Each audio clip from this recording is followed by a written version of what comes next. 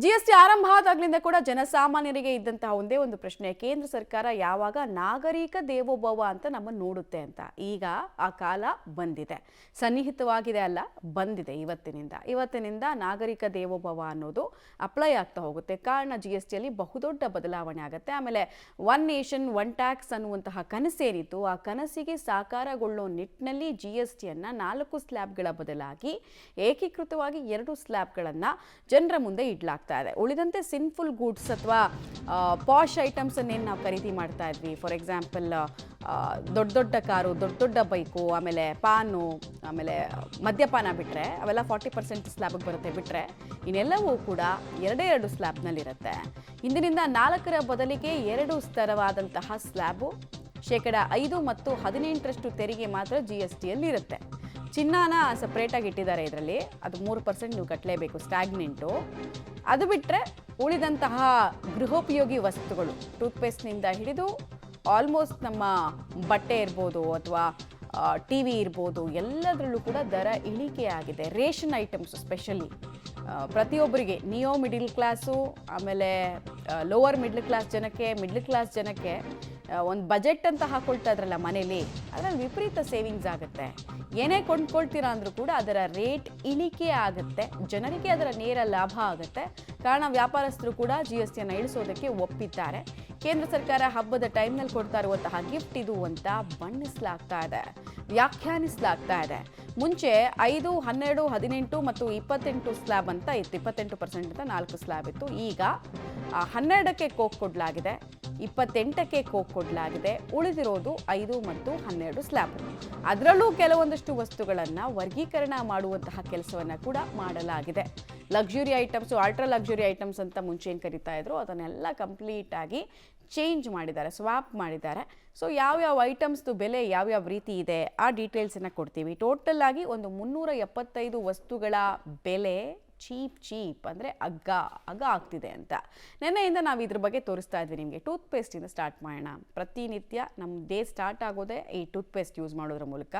ಅಲ್ಲಿಂದಲೇ ನಮಗೆ ಬೆಲೆ ಇಳಿಕೆ ಎಫೆಕ್ಟ್ ಕಾಣಿಸ್ತಾ ಇದೆ. ಉಳಿತಾಯ ಟೂತ್ಪೇಸ್ಟ್ ಇನ್ಮೇಲೆ ಕೊಂಡ್ಕೊಳ್ತೀರಾ ನೀವು, ಇವತ್ತಿನಿಂದ ಕೊಂಡ್ಕೊಳ್ತೀರಾ ಅಂತಂದರೆ 24 ರೂಪಾಯಿಯಷ್ಟು ಉಳಿತಾಯ ಮಾಡಬಹುದು. ಒಂದೊಂದೇ ಕ್ಲಾಸಿಫಿಕೇಷನ್ಸ್ ಕೊಡ್ತೀವಿ. ಬಾತ್ರೂಮ್ನಿಂದ ಹಿಡಿದು ಕಿಚನ್ನಿಂದ ಹಿಡಿದು ಎಲ್ಲ ರೀತಿಯಲ್ಲೂ ಕೂಡ ರೇಟ್ಗಳು ಹೆಂಗೆ ಕಡಿಮೆ ಆಗ್ತಿದೆ ಅಂತ. ಶ್ಯಾಂಪು 340 ಮಿಲಿಲೀಟರ್ ಅಷ್ಟು 55 ರೂಪಾಯಿಯಷ್ಟು ಉಳಿತಾಯ ಮಾಡಬಹುದು ನೀವು. ಹಳೆ ದರ ಮತ್ತು ಹೊಸ ದರವನ್ನು ಒಂದು ಕಡೆಗೆ TV ಸ್ಕ್ರೀನಲ್ಲಿ ತೋರಿಸ್ತಾ ಇದ್ದೀವಿ ನಿಮಗೆ. ಅದು ಬಿಟ್ಟರೆ ಸೋಪ್ ವಿಚಾರಕ್ಕೆ ಬರೋಣ. ಸೋಪು 75 ಗ್ರಾಮ್ನ ಬಾರ್ ಸೋಪ್ಗೆ 8 ರೂಪಾಯಿಯಷ್ಟು, ಲೈಫ್ ಬಾಯ್ ಸೋಪ್ಗೆ 8 ರೂಪಾಯಿಯಷ್ಟು ನೀವು ಸೇವಿಂಗ್ಸನ್ನು ಮಾಡಬಹುದು. ನೋಡಿ, ಒಂದೇ ಸ್ಲ್ಯಾಬ್ನಲ್ಲಿ ನಾವು ಜಸ್ಟ್ ಒಂದೊಂದೇ ನೀವು ಪರ್ಚೇಸ್ ಮಾಡ್ತೀರಾ ಅಂದರೂ ಕೂಡ ಒಂದು ಅನಾಯಾಸವಾಗಿ ಒಂದು 300 ರೂಪಾಯಿ ಉಳಿಸ್ಬಿಡ್ಬೋದು ನೀವು ಈ ಐಟಮ್ಸಲ್ಲೇ, ಈ ಕ್ಯಾಟಗರಿ ಐಟಮ್ಸಲ್ಲೇ ನೀವು ಲೆಕ್ಕ ಹಾಕ್ಬೋದು ಬೇಕಾದರೆ. ಇನ್ನೊಂದು ಕಡೆಗೆ ಹೇರ್ ಆಯಿಲು 450 ml, ಉಳಿತಾಯ 28 ರೂಪಾಯಿ. ಯೂಶ್ವಲಿ ನಾವು ರೇಷನ್ ತೊಗೊಳ್ಬೇಕಾದ್ರೆ ಒಂದೇ ಒಂದು ಸಿಂಗಲ್ ಸೋಪ್ ತೊಗೊಳ್ಳಲ್ಲ, 3-4 ಸೋಪ್ ತೊಗೊಳ್ತೀವಿ. ಅಲ್ಲೇ ಎಷ್ಟು ಉಳಿತು, 8 ಎಷ್ಟಾಯಿತು ಲೆಕ್ಕ ಹಾಕ್ಬೋದು ನೀವು. ಆ ಥರ ಎಲ್ಲ ಐಟಮ್ಸನ್ನು ಕೂಡ ನಾವು ಸ್ವಲ್ಪ ಬಲ್ಕಾಗಿ ತೊಗೊಳ್ತೀವಿ, ಒಂದು ತಿಂಗಳಿಗೆ ಬರಲಿ ಅಂತ ಹೇಳಿ. ಇನ್ನೊಂದು ಬೇಬಿ ಸೋಪು 8 ರೂಪಾಯಿಯಷ್ಟು ಉಳಿತಾಯ ಆಗ್ತಾ ಇದೆ ಅನ್ನೋ ತಿಳಿದು ಬರ್ತಾ ಇದೆ. ಹಾಗೆ ಬೇಬಿ ಶ್ಯಾಂಪು 36 ರೂಪಾಯಿಯಷ್ಟು ಒಂದು ಶ್ಯಾಂಪು ಮೇಲೆ ಸೇವಿಂಗ್ಸ್ ಆಗುತ್ತೆ ಇನ್ಮೇಲೆ. ಬೇಬಿ ಹೇರ್ ಆಯಿಲು ಇದರಲ್ಲೂ ಕೂಡ ಅಷ್ಟೇ 33 ರೂಪಾಯಿಯಷ್ಟು ಸೇವಿಂಗ್ಸ್ ಆಗುತ್ತೆ. ಎಲ್ಲ ಕ್ಯಾಟಗರಿಯ ಜನರನ್ನು ಮನಸ್ಸಲ್ಲಿ ಇಟ್ಕೊಂಡು ಅವ್ರು ಪಡುವಂತಹ ಕಷ್ಟ ಏನು ಅನ್ನೋದನ್ನ ಇಟ್ಕೊಂಡು ಅದನ್ನು ಸಾರ್ಟ್ ಔಟ್ ಮಾಡೋದಕ್ಕೆ ತಕ್ಕ ಮಟ್ಟಿಗೆ ಪ್ರಯತ್ನವನ್ನಂತೂ ಸರ್ಕಾರ ಮಾಡಿದೆ, ವಿ ಮಸ್ಟ್ ಸೇ. ಕಾಫಿ ವಿಚಾರಕ್ಕೆ ಬರೋಣ. ಬೆಳಗ್ಗೆ ಎದ್ದು ಎಲ್ಲರೂ ಕೂಡ ಆಲ್ಮೋಸ್ಟ್ ಕಾಫಿ ಅಡಿಕ್ಟ್ಸ್ ಇರ್ತಾರೆ, ಬೇರೆ ರೀತಿಯಾದಂತಹ ಕಾಫಿಗಳನ್ನು ಬಯಸ್ತಾರೆ. ಸೊ 75 ಗ್ರಾಮ್ ಕಾಫಿ ಬೆಲೆ ಆಲ್ಮೋಸ್ಟ್ 30 ರೂಪಾಯಿಯಷ್ಟು ಇಳಿಕೆ ಆಗ್ತಾ ಇದೆ. ಗ್ರೀನ್ ತೋರಿಸ್ತಾ ಇದ್ದೀವಿ ನೋಡಿ, ಇಳಿಕೆ. ಆಮೇಲೆ ಜಾಮು ಉಳಿತಾಯ 10 ರೂಪಾಯಿ. ಯಾವುದನ್ನು ಬಿಟ್ಟಿಲ್ಲ, ಎಲ್ಲದನ್ನು ಕನ್ಸಿಡ್ರ್ ಮಾಡಿ ಯಾವುದನ್ನು ಎಲ್ಲಿಗೆ ತರಬಹುದು, 12%ಇಂದ 5%ಗೆ ಯಾವುದನ್ನ ಇಳಿಸ್ಬೋದು ಅಂತ ಇಳಿಕೆ ಮಾಡಿರೋದ್ರ ಪರಿಣಾಮ ಇವು. ಸೂಪು ತೊಗೊಳ್ತೀರಾ ನೀವು ಅಂತ ಅಂದರೆ, ಸೂಪ್ ಪ್ಯಾಕೆಟ್ ಎಲ್ಲ ತೊಗೊಳ್ತೀರಾ ಅಂದರೆ 10 ರೂಪಾಯಿಯಷ್ಟು ಅದರಲ್ಲೂ ಸೇವಿಂಗ್ಸ್ ಮಾಡ್ಬೋದು.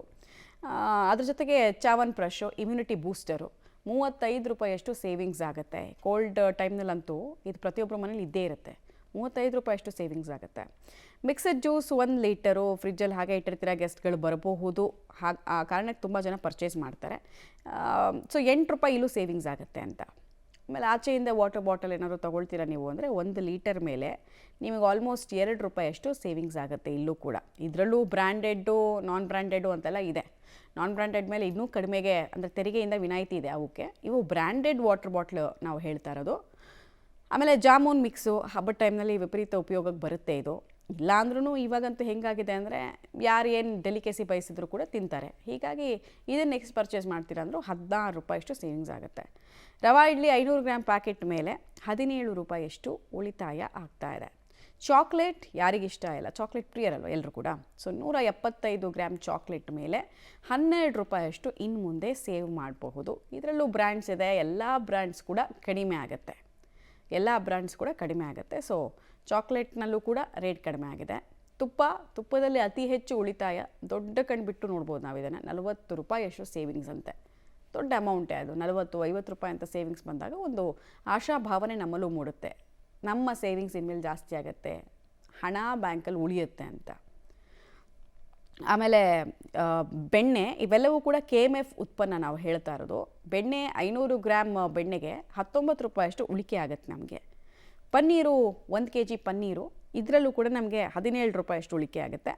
ಗುಡ್ ಲೈಫ್ ಹಾಲು KMF ಅವ್ರದ್ದು 1 ಲೀಟರ್ ತೊಗೊಳ್ತೀರಾ ಅಂದರೆ 2 ರೂಪಾಯಿಯಷ್ಟು ಸೇವಿಂಗ್ಸ್ ಆಗುತ್ತೆ, ಕಡಿಮೆ ಆಗುತ್ತೆ ರೇಟು. ಚೀಸ್ 1 kg ಚೀಸ್ ತಗೊಂಡ್ರೆ 30 ರೂಪಾಯಿಯಷ್ಟು ಬೆಲೆ ಇನ್ಮೇಲೆ ಕಮ್ಮಿ ಕೊಡಬಹುದು. ಐಸ್ ಕ್ರೀಮ್ 1 ಲೀಟರ್ ಐಸ್ ಕ್ರೀಮ್ಗೆ 22 ರೂಪಾಯಿಯಷ್ಟು ಬೆಲೆ ಕಡಿಮೆ ಆಗ್ತಾ ಇದೆ ಅನ್ನೋದು ಗೊತ್ತಾಗ್ತಾ ಇದೆ. ಈಗ ನಾವು ಎಲೆಕ್ಟ್ರಾನಿಕ್ ಉತ್ಪನ್ನಗಳಿಗೆ ಬರೋಣ. ಎಲೆಕ್ಟ್ರಾನಿಕ್ ಉತ್ಪನ್ನಗಳ ಸ್ಲ್ಯಾಬು ಮುಂಚೆ ಇದ್ದಿದ್ದು 28%, ಈಗ ಅದನ್ನು ಡೈರೆಕ್ಟಾಗಿ 18%ಗೆ ಶಿಫ್ಟ್ ಮಾಡಿದ್ದಾರೆ. ಸೊ ಪರಿಣಾಮ ಏನು? AC ನಮಗೆ ಸಾಮಾನ್ಯವಾಗಿ ಈಗ ಎಲ್ಲರ ಮನೆಯಲ್ಲೂ ಕೂಡ AC ಅನ್ನೋದು ಬೇಕೇ ಬೇಕು, ಅದೊಂಥರ ನೀಡ್ ಥರ ಆಗೋಗಿದೆ ಈಗಿನ ಜನ್ರೇಷನಲ್ಲಿ. ಸೊ 12,029 ರೂಪಾಯಿಯಷ್ಟು ಸೇವ್ ಮಾಡ್ಬೋದು AC. ಇದರಲ್ಲೂ ಕೆಪಾಸಿಟಿ ಮೇಲೆ ಹೋಗುತ್ತೆ. ಕೆಲವೆಲ್ಲ ಕಡಿಮೆಯಿಂದ ಸ್ಟಾರ್ಟ್ ಆಗುತ್ತೆ, 30,000ದಿಂದ ಸ್ಟಾರ್ಟ್ ಆಗುತ್ತೆ. ಏನಿಲ್ಲ ಅಂದರೂ ಹಬ್ಬಬ್ಬ ನೀವು ಅಷ್ಟು ಸೇವ್ ಮಾಡ್ಬೋದು ಅಂತ ನಾವು ಹೇಳ್ತಾ ಇರೋದು.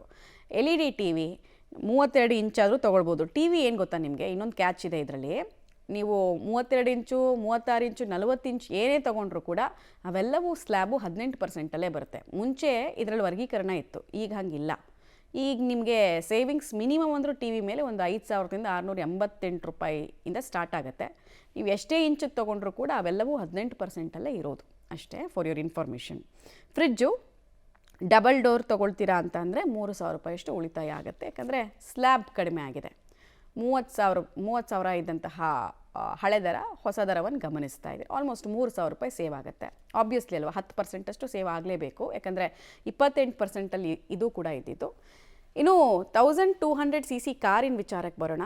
1,90,000 ಈ ಸೆಗ್ಮೆಂಟ್ನ ಕಾರ್ನಲ್ಲಿ ಉಳಿಸ್ಬೋದು ನೀವು. ಅಂದರೆ 1200 cc ಕಾರು, ಈ ಹ್ಯಾಚ್ ಬ್ಯಾಗು, ಮರಿ SUVಗಳಂತೀವಿ ನಾವು, ಈ ಮೈಲೇಜ್ ಕೆಪಾಸಿಟಿ ಇರುವಂತಹ ಕಾರು, ಇವನ್ನೆಲ್ಲ ನೀವು ಆಲ್ಮೋಸ್ಟ್ ಒಂದು 1,90,000ದಿಂದ ಸ್ಟಾರ್ಟ್ ಆಗುತ್ತೆ ಅಂದರೆ ಸೇವಿಂಗ್ಸು.